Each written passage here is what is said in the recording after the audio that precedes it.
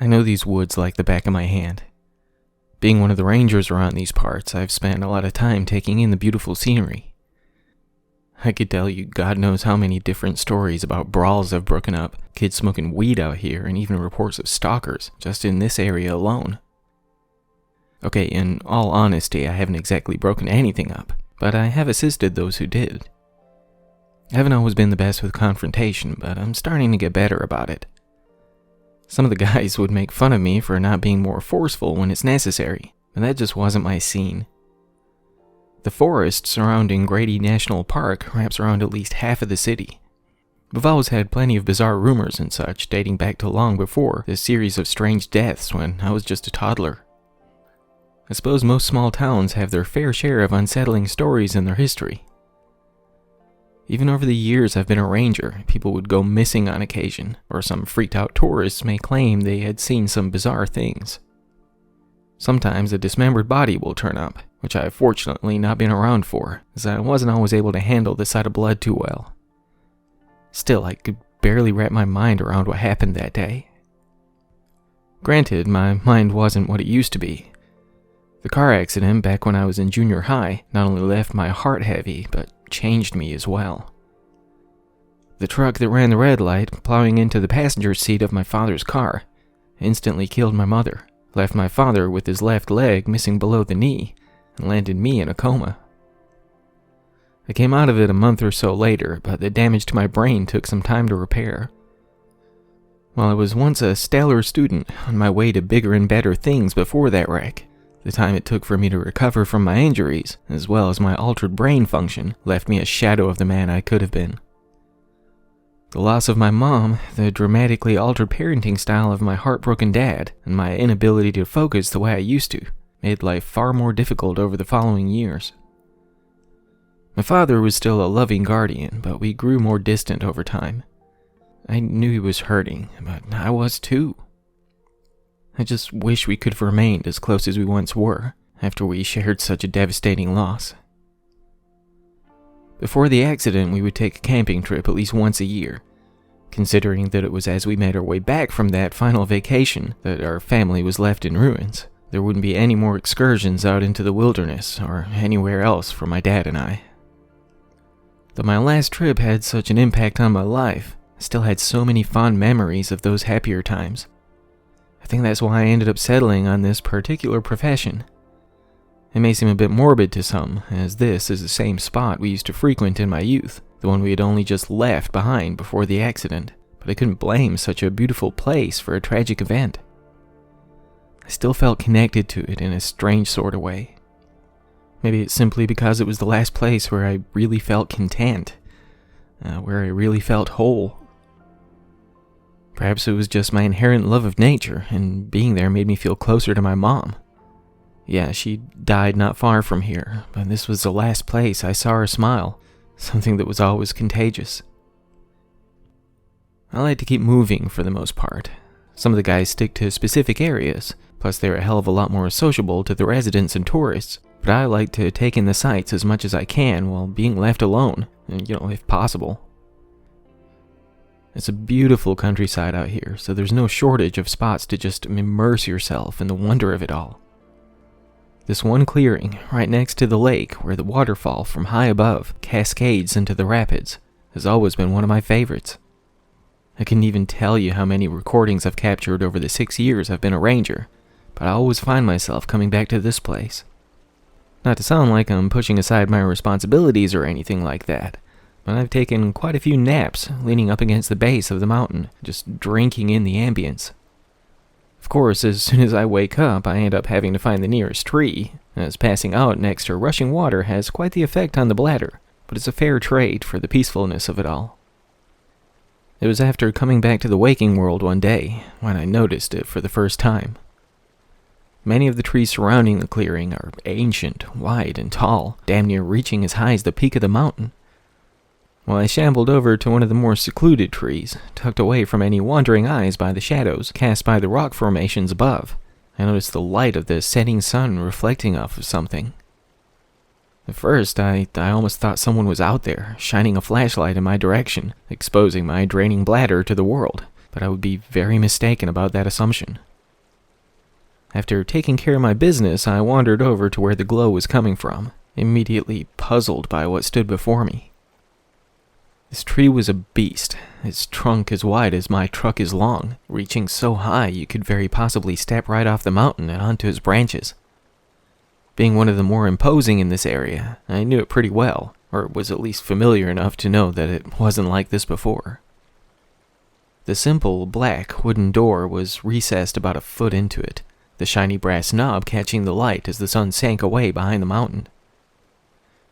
It didn't look painted, if that makes sense. It was more like the wood the door was constructed from was black or possibly burnt. I hesitantly ran my fingers across it, surprised by how smooth it was.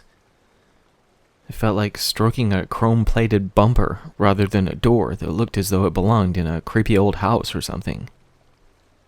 It was that very thought that inspired me not to attempt to open it, the idea that some sinister mansion was somehow tucked away in the guts of the enormous tree. I came close, though, wrapping my hand around the shiny knob protruding from the bizarre entrance to God knows what, but after a moment I let go. It may sound a bit nuts, but when I grabbed the knob, everything fell silent around me. Being that the door was facing the waterfall, maybe about 20 or 30 feet from it, at that moment, it may as well have been 20 miles away. It was as though some impenetrable wall suddenly formed around where I stood, blocking out the sounds of the rushing water, the wind gently brushing the leaves, and the cars driving by on the interstate off in the distance. Though I was quite curious about what may lie behind the door, I was feeling more unsettled than anything. I just backed away from the thing as if it had me at gunpoint. The further I got from it, the more my head cleared up, which was enough to convince me to head back to the station. During my walk, I was arguing with myself about whether or not to tell some of the guys about this, while attempting to convince myself that I was just seeing things. It's not unusual for me to hallucinate a bit after waking up, my mind with one foot still in a dream and the other dragging it along in the real world. By the time I reached the cabin that we worked out of, I had shaken the whole thing off, deciding it was best not to give the guys a reason to look at me like I'm crazy. It was still on my mind, of course, the unusual door as well as the way it made me feel, but that part only assured me that I was still half asleep at the time. A week or so passed before I went back out there to see no trace of the door, just the thick trunk and rough bark staring back at me. I still felt a little uneasy about dozing off out there, even if the absence of the bizarre entrance to somewhere else convinced me of my suspicions about it not being real. It was probably a month, maybe 2 after that day, that I was find myself face to face with it again. It wasn't as I patrolled, but as I headed home for the night. The nearby highway that ran parallel to the waterfall was the second step in my usual return trip, after the back roads from the cabin to the wider 2-lane road. There wasn't much traffic that night, so I kept an eye on the path ahead and another thumbing through my playlists in search of music for the ride.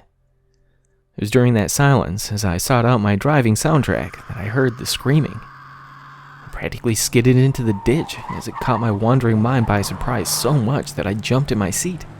I pulled over to the side of the road next to the woods that would lead out to the waterfall, hearing that muffled wailing again. While I was reluctant to seek out the source of the agonized howl, I felt a strange sort of compulsion to pursue it. I wasn't one to look for a fight if I didn't have to. Something inside me was begging me to check it out. I don't want to come off like a coward or anything, but on any normal day, I try to avoid conflict like the plague. Not this one, though. I wasn't certain how far into the woods the sound was coming from, but I pulled the heavy flashlight from the center console and headed directly into the forest without giving it a second thought. Though I was quite familiar with the area, it didn't make sprinting between the trees with only the torchlight illuminating the path ahead any easier. Still, the louder the screaming grew, the more I was certain I was on the right track. After about 10 to 15 minutes of forcing my quickly weakening legs onward, I cleared the denser woods that led to that clearing. As soon as I passed through to where those thicker, far more ancient trees surrounded the cascading waterfall, the screaming fell silent. It almost felt like it was some insanely realistic recording that ended the moment I set foot in the area. I panned my flashlight around the vicinity, desperate to locate the source of that pain-filled squeal. But there was nobody out there. Not that I could see anyway. It wasn't until I stepped a few more paces forward, passing by the first of the thicker trunks, that I saw something that almost caused my fingers to lose their grip on my guiding light. The warm glow emitting from the cracked open door, recessed into that same enormous tree, almost looked inviting at first. There was only maybe an inch of light peering through the opening, making me wonder if someone had meant to close the door, neglecting to allow it to latch all the way. That was a theory that made sense anyway, even if the door itself made none. As I walked closer, my torch bouncing up against my upper thigh as my arm swung limp beside it, I felt that same bizarre sensation of walking into a tunnel. Just as it had before, the sounds of the rushing water and wind sweeping through the branches drew further away with every step. When I stopped right in front of the thing, it was like my head was dunked in the lake, with pillows strapped around my ears. The world felt so far away from where I stood, my body beginning to slightly spasm from the cold, an eerie grip of that warm hue leaking from within. Before my mind had a chance of grasping what my body was doing, my palm pressed against the sleek wood, nudging the entrance open a little more. The hinges squealed like a mouse caught in a trap, as the glow from whatever lay within that tree grew wider and wider, tracing my shadow across the autumn leaves behind me. While I couldn't make out the sound of the rushing water to my back, the further the door swung open, the more I could hear the rapids on the other side. The vision of that same riverbed I had slept next to more times than I can count caused me to turn my head to ensure the one behind me was still there. Sure enough, that very waterfall was both behind and before me, as I stood in front of that splayed open entrance. When that same scream echoed from somewhere beyond the threshold of that ancient tree, my somewhat reluctant instincts took over from my absent mind at the time, speeding me into the foreign and eerily familiar landscape. As soon as I passed through, darting my head from side to side in search of whoever may be in trouble out there, the sudden and jarring sound of the door slamming shut almost caused me to leap out of my skin. Glancing back to see a white door recessed into the tree, with the same brass knob protruding from it, I almost forgot what inspired me to enter. Again, I moved in closer, back the way I came, hearing the ambient sounds of my new location fading further away. The screaming met my ears again. It was far more muffled than the last, taking me a moment to register. When the distant "Help!" joined the wailing, I finally snapped my senses back to the situation at hand. With the terrain being so familiar to me, I began to head to the left of the waterfall, where a trail should lead up around the side of the mountain. It wasn't until I almost ran straight into the wall I would often rest against that I understood in what manner this place differed from the one I left behind. After studying the flat, rocky surface for a moment, I made for the right, the opposite direction from the one I was more familiar with. Every west I knew was an east here, like a mirror image of the world I left behind.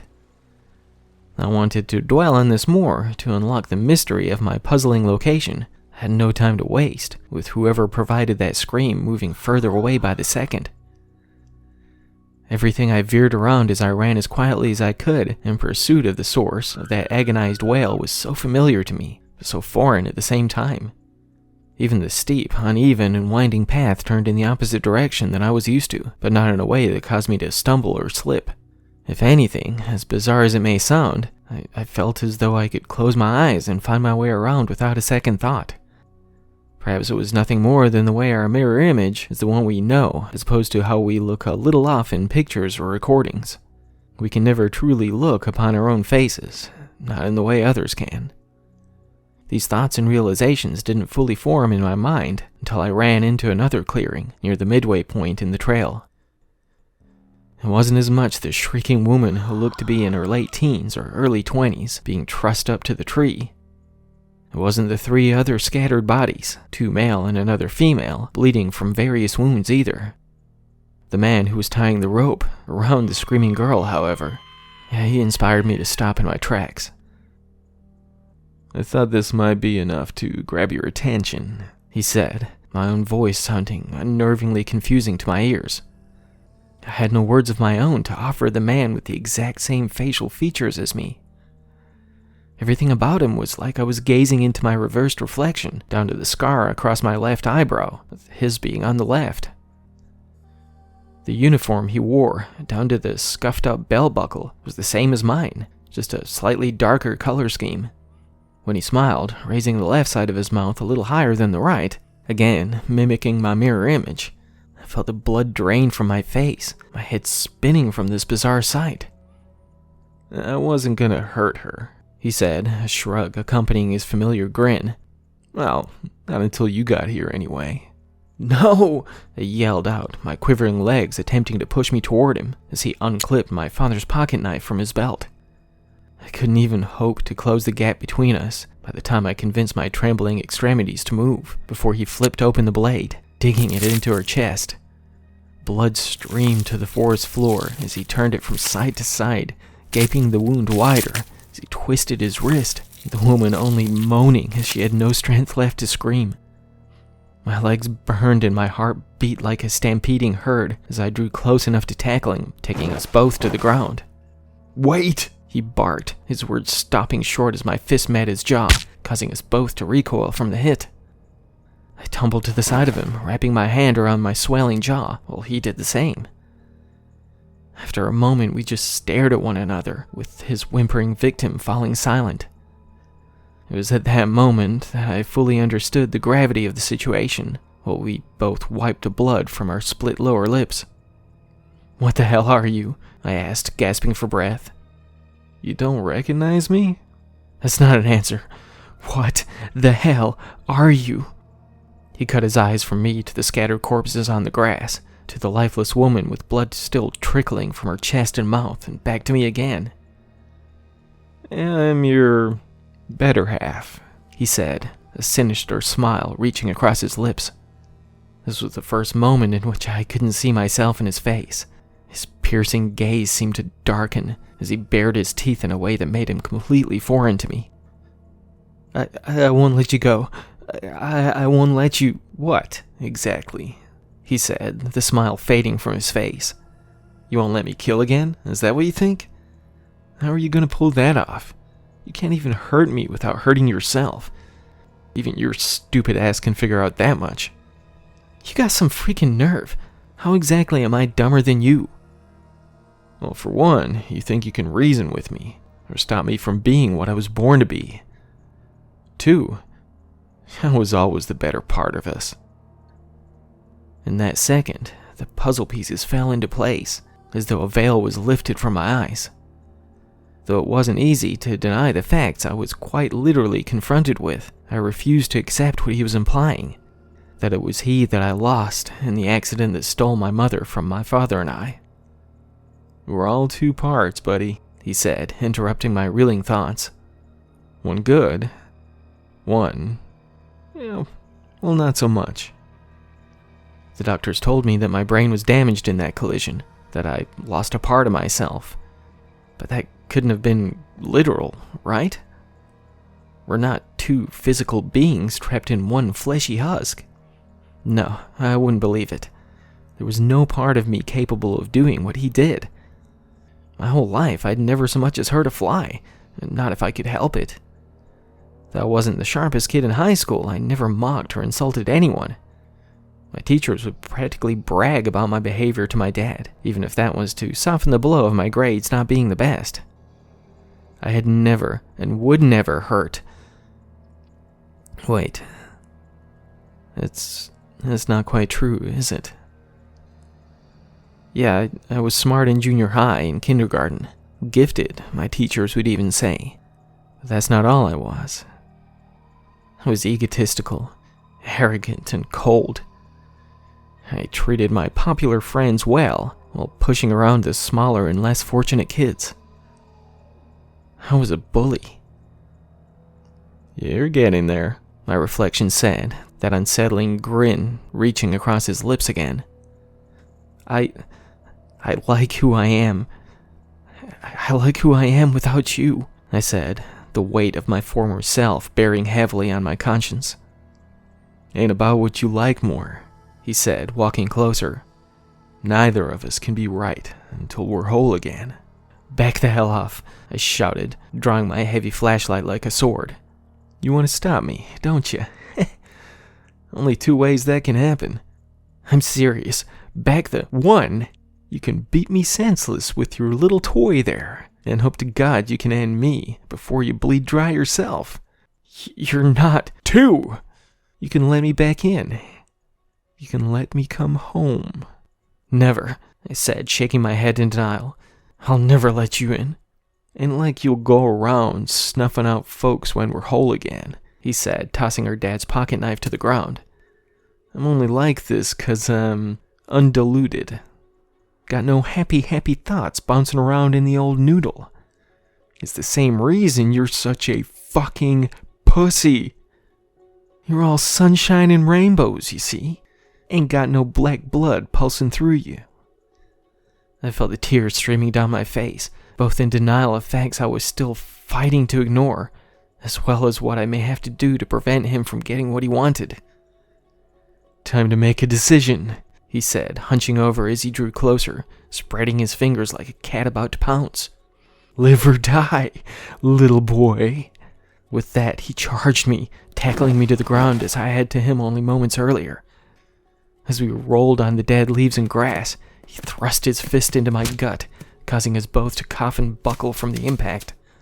My elbow struck his chin, jarring my jaw so hard I feared I'd broken it.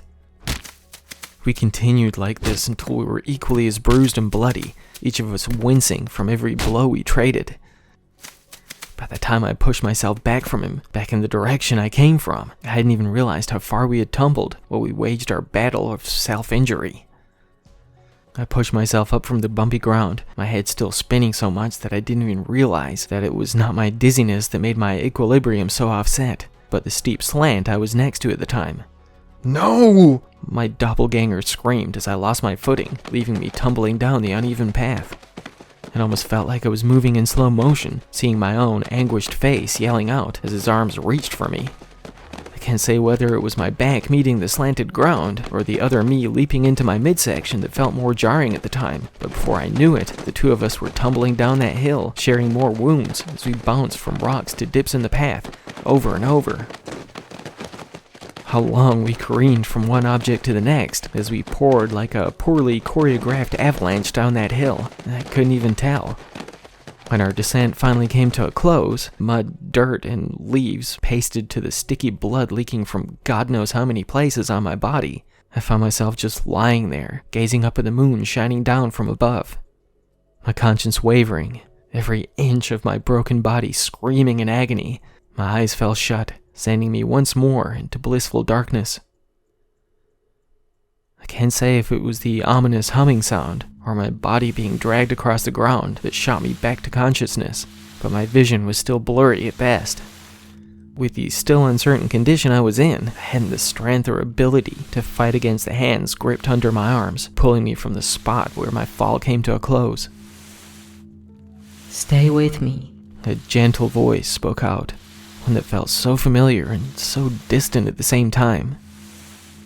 "We're almost home, baby boy." When my eyes finally registered the now violently shuddering tree with the white door forming cracks in the trembling wood, my already thundering heart sank with the possibility of my way home crumbling apart before me. When the hand slipped free from around me, my bones clicking and crunching as I attempted to face the one who brought me this far, I heard the hinges of that ancient door swinging open. "You have to go the rest of the way on your own," the voice said. "I can't follow you through." My eyes finally met those I had first seen in this world, the distant and forgotten memory of that moment shooting forward from the depths of my subconscious. Fresh tears blended with the thick blood crusted to my cheeks, my chest burning from this wondrous vision. "Go," she said, glancing from me to the door. "You have to go, baby boy. There's no time. There's no time left." While my fractured heart begged me to stay, my weary and agonized shell fought to push me free of the hard ground, a warm hand cupped around my split and swollen face. I'll see you again, my love, she said, her lips forming that playful smile I had adored since I formed my first thought. but not yet.